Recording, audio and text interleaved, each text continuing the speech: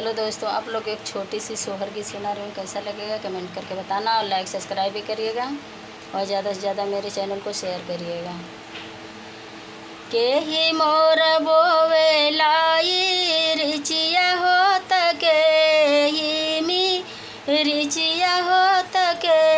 ही मी रिचिया आई हो मोरी ललना के ही मोर बोवे लाल वंगिया हो तबगिया ग मकिया वे बगिया ग मकिया वे हो ससुर तबोवे लाई रिचिया हो तब सुरुमी रिचिया हो तब सुरुमी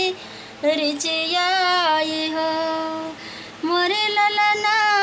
साइया बोवेला मोरीला वंगिया हो तबगिया ग मकिया वे बगिया ग